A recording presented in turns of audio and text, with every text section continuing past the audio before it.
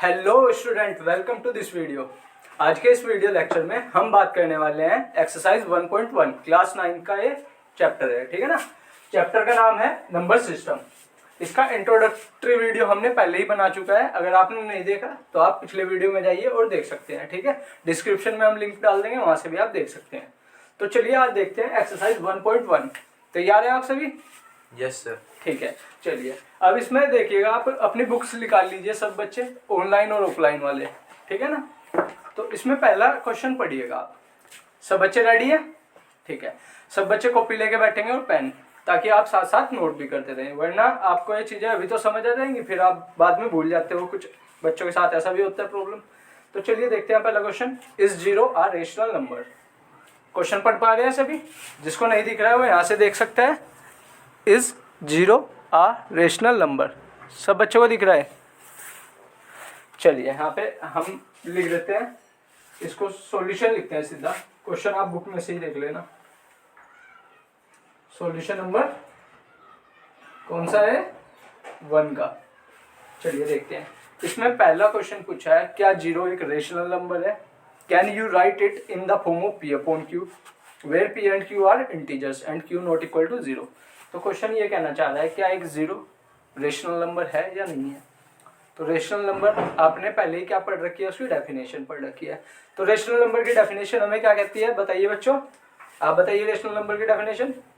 The number which can be expressed in a form of p upon q where q is not equals to 0. ठीक है, तो ऐसे number जो p upon Q की form में लिखा जाए, और यहाँ पे एक जो डिनोमिनेटर है यानी q, वो किसके इक्वल नहीं होगा, कभी भी जीरो के इक्वल नहीं होगा, वो सभी क्या कहलाते हैं, रेशनल नंबर। अब जीरो के केसेस देख लेते हैं। जीरो सबसे पहले पूछा है, क्या जीरो रेशनल नंबर है? तो आंसर में क्या लिखेंगे, yes, zero is a rational number. अब इसमें रीजन दे देंगे इसका। रीजन में क्या दोगे आप, एज लिखना। इसको समझा रहे हैं कैसे, as zero can be express as, zero can be expressed as, zero को किस किस तरीके से लिख सकते हैं बच्चों आप? ऐसे लिख सकते हैं 0/1। क्लियर बात इतनी? और क्या लिख सकते हो, 0/2, ठीक है ना। 0.3. 0.3, वेरी गुड। इन सभी की वैल्यू कितनी आने वाली है, 0 आने वाली है, ठीक है। ये चीज ध्यान रखना, 0 हमेशा किसमें होता है, न्यूमरेटर में। डिनोमिनेटर में कभी भी 0 नहीं होगा, क्योंकि रेशनल नंबर की डेफिनेशन ही हमें ये कहती है Q not equal to 0। Clear बच्चों बात इतनी? ठीक है। और ये 0 के अपोन में नेगेटिव में भी जा सकते हैं। क्लियर इतनी बात? तो यहाँ पे लिख देंगे आगे एक्सेट्रा, ठीक है ना।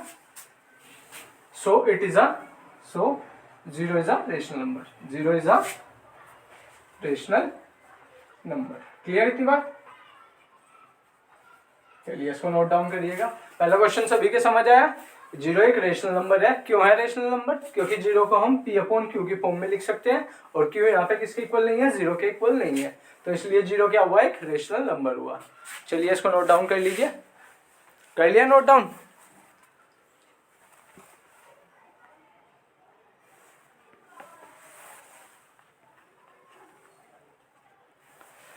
चलिए बच्चों, जिसने नहीं लिखा वो स्क्रीनशॉट ले लीजिए या वीडियो को पॉज करिएगा, लिख लीजिए। अब हम सेकंड क्वेश्चन पे जा रहे हैं। तो सेकंड क्वेश्चन पढ़ो बच्चों, पढ़ो बच्चों। रेशनल नंबर पूछा है ना, बताइए आप। Yes sir. कितने पूछे हैं रेशनल नंबर? 6. किस किस के बीच में, 3 और 4 के। तो अगले क्वेश्चन में पूछा है, क्वेश्चन नंबर 2 है एक्सरसाइज 1.1 का, find 6 rational number between 3 and 4। यही क्वेश्चन है, चेक कर सकते हैं आप अपनी बुक में। तो 6 रेशनल नंबर फाइंड करने के लिए हमें किससे मल्टीप्लाई करनी होगी? 7 से। खाली मल्टीप्लाई करनी होगी, डिवाइड भी करनी होगी, क्योंकि 7/7 का मतलब क्या है, 0 1. सही से बताना, 1 है ना, क्योंकि डिवाइड कर रहे हैं, माइनस थोड़ी ना कर रहे हैं। तो 7/7 का मतलब 1 है। तो हम किसी भी नंबर की मल्टीप्लाई अगर 1 से करते हैं तो सेम नंबर रहेगा। ये बात आपको क्लियर है? ठीक है बच्चों, अब देखिएगा। तो जब आप 3 की मल्टीप्लाई 7/7 से करते हो तो क्या आने वाला है आंसर, 7 3 जा 21 अपॉन में 7। क्लियर इतनी बात? Yes sir. एंड 4 इंटू 7/7 की वैल्यू कितनी आएगी? 28/7. 28/7। आपको कितने रेशनल नंबर फाइंड करने थे बच्चों? 6. फाइंड करने थे। तो आप क्या लिखोगे? देयरफॉर 6 रेशनल नंबर, क्या लिखोगे? 6 rational numbers between 3 and 4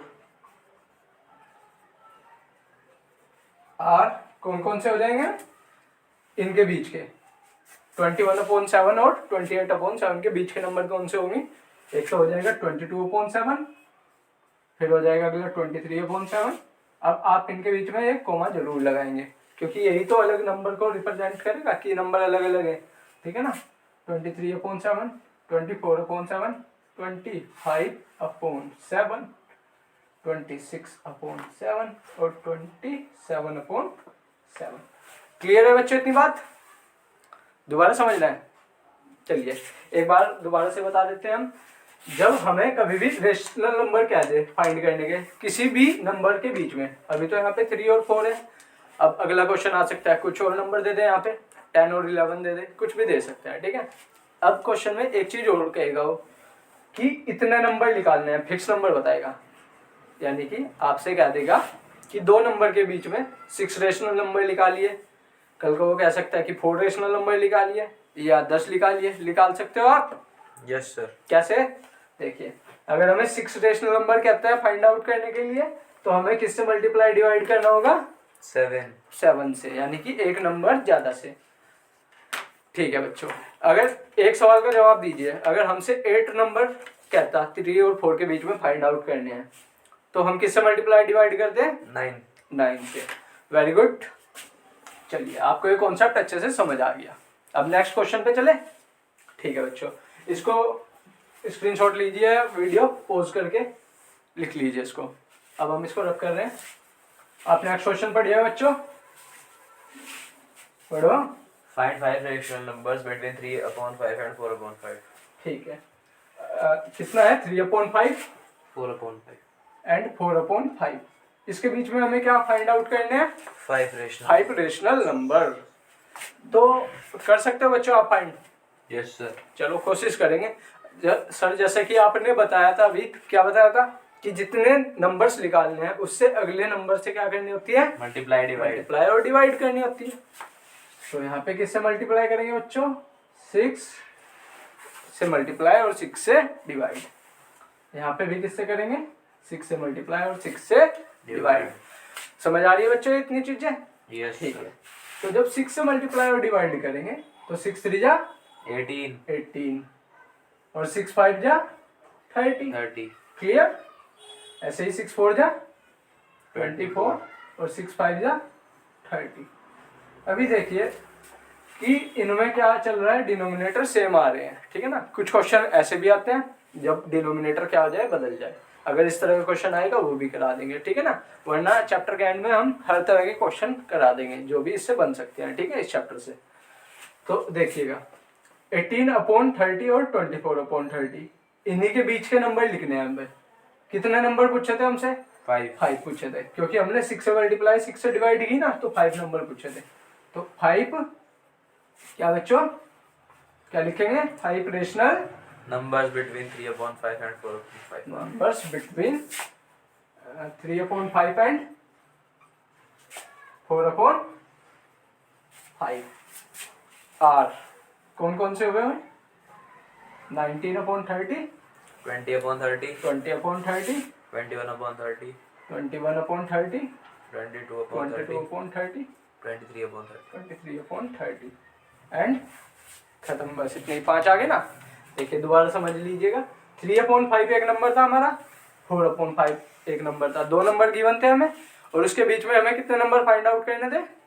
5 find out करने थे।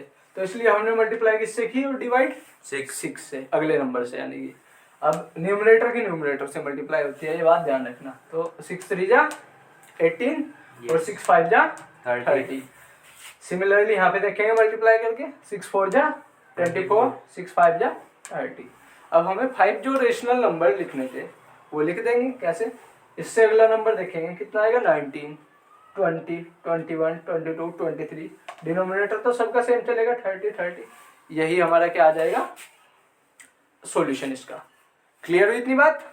चलिए नेक्स्ट क्वेश्चन पे चले। ठीक है, इसको नोट डाउन कीजिएगा आप, वीडियो पॉज करेंगे सभी बच्चे।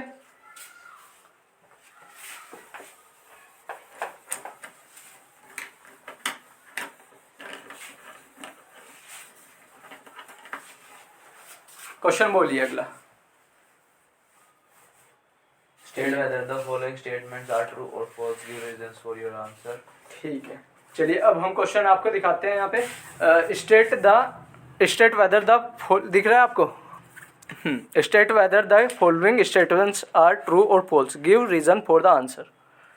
Every natural number is a whole number.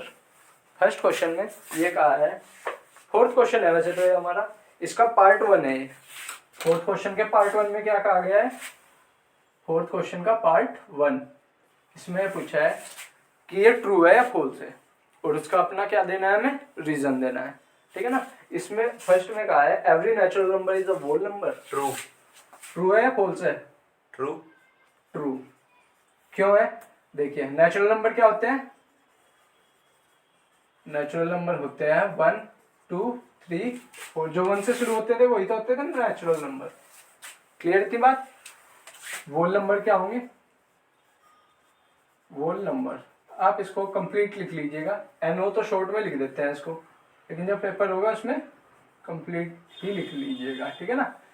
Whole number और नेचुरल नंबर ऐसे वर्ड लगा लीजिएगा इसमें, अब कोई दिक्कत ही नहीं रहेगी।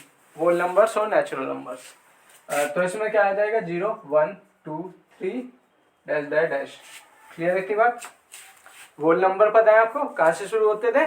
0 से, और नेचुरल नंबर कहाँ से शुरू होते थे? 1 से। अब इसने कहा है जितने भी नेचुरल नंबर हैं क्या वो होल नंबर है? Yes. बिल्कुल फालतू ही आ रहा है होल नंबर में, कम तो नहीं आ रहा ना।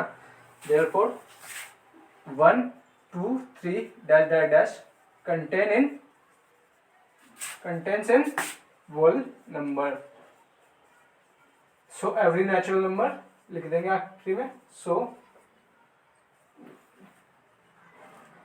every क्या लिखेंगे? every, बोलो बच्चों। Natural number is a whole number. every natural number is a whole number। इतना लिख लीजिए आप कॉपी में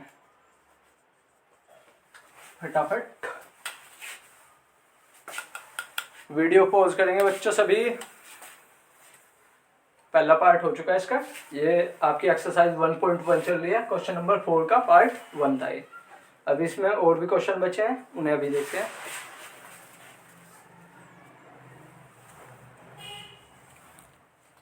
क्लियर? चलिए अब आपने लिख लिया होगा, अब नेक्स्ट क्वेश्चन पे चलते हैं। समझ आ रही है बच्चों ये चीजें? Yes, sir. कुछ पूछना है अभी तक? पिछला कुछ? No, sir. ओके। अब नेक्स्ट क्वेश्चन है every integer is a whole number. Second part में इसके क्या पूछ लिया आपसे? फोर्थ का पार्ट है कौन सा? Second. Every integer is a whole number. Integers लिखेंगे पहले तो। इंटीजर्स क्या होते हैं? ऐसे पहले तो चलते आ रहे होंगे कहीं से, फिर -5 आएगा, -4 -3 -2 -1 0 1 2 3 4 ऐसे चलते जाएंगे। इंटीजर्स वो होते हैं जो प्योर नंबर होते हैं, जिसमें पॉइंट में या फ्रैक्शन में कोई भी वैल्यू नहीं रहती। यानी कि जैसे 5 होगा एग्जैक्ट या 4 होगा, उसके साथ पॉइंट नहीं आएगा 5.5 या कुछ इस तरह से। ठीक है। और उनके साथ क्या चलेंगे? प्लस के साइन या माइनस के साइन या फिर 0। क्लियर इतनी बात? ठीक। अब होल नंबर क्या होते हैं वो भी एक बार देख लेंगे। होल नंबर हमारे होते हैं, बोलो बच्चों, अभी पढ़ा है हमने 0 to infinity. 0 to infinity, 0 1 2 3 ऐसे ही कहाँ तक जाएंगे? इन्फिनिटी तक। क्लियर? अब क्वेश्चन के according every integer is a whole number. जितने भी इंटीजर्स हैं होल नंबर के अंदर आते हैं क्या वो? No. नो, बिल्कुल सही है। तो आंसर क्या हो जाएगा इसका? होल्स। होल्स हो जाएगा ना? Yes, sir. क्यों हो जाएगा? As negative integers is not, ऐसे लिख देंगे, negative integers are not whole number, negative integers are not whole number, whole number नहीं है, ठीक है ना। समझ आई बच्चों इतनी बात? दोबारा देख लीजिए जिसको नहीं समझ आई। इंटीजर्स माइनस में भी थे, प्लस में भी था और इवन जीरो भी था, ठीक है ना। होल नंबर जीरो से शुरू थे। अब ये पूछा है कि जितने भी इंटीजर्स हैं ये वाले क्या होल नंबर है? नहीं है। क्यों? क्योंकि ये वाली चीज तो है ही नहीं ना होल नंबर में, -1 नहीं है, -2 नहीं है, -3 नहीं है, इस तरह की चीजें नहीं है। तो इसका आंसर क्या आएगा? फॉल्स। और रीजन में क्या लिख देंगे? As negative integers are not a whole number. Clear इतनी बात? चलिए अब इसको नोट डाउन कर लीजिए और इसको हम रब कर रहे हैं। पार्ट 3 करा देते हैं इसका, दिख रहा है ना इसमें, तो यहीं पे ही करा देते हैं पार्ट 3। नीचे करा दूं? ठीक। चलिए अब अगला क्वेश्चन पढ़ेंगे। Every rational number is a whole number. Rational number आपको पता है क्या होते हैं, पता है ना? जो Yes, पी अपॉन क्यू की फॉर्म में होते हैं। तो सभी रेशनल नंबर जितने भी हैं वो होल नंबर होंगे? सोच Yes. के देखिए। यस है आपका आंसर? पक्का? नहीं होंगे। क्यों नहीं होंगे? तो इसका आंसर होगा फॉल्स। पहले तो ये बता दें, आंसर क्या होने वाला है? फॉल्स। जितने भी रेशनल नंबर है वो होल नंबर नहीं होंगे। क्यों? देखिए, एज फ्रैक्शंस, जितने भी फ्रैक्शंस है are not a whole number. As all fractions, all लिख देंगे, all fractions are not a whole number. Example से समझे? For example 3/5। 3/5 क्या है? फ्रैक्शन है। तो फ्रैक्शन है तो इसको रेशनल नंबर कहा जा सकता है? सही है, कहा जा सकता है इसको। लेकिन ये क्या नहीं है? होल नंबर नहीं है। As 3/5 is a rational number but not a whole number, but not a whole number. Clear इतनी बात? चलिए ये एक्सरसाइज यहाँ पे कंप्लीट होती है। उम्मीद करते हैं कि आपको अच्छे से समझ आई होगी। इसकी आप एक बार प्रैक्टिस कर लीजिएगा। नेक्स्ट वीडियो में मिलते हैं अगली एक्सरसाइज के साथ। तब तक के लिए ओके बाय।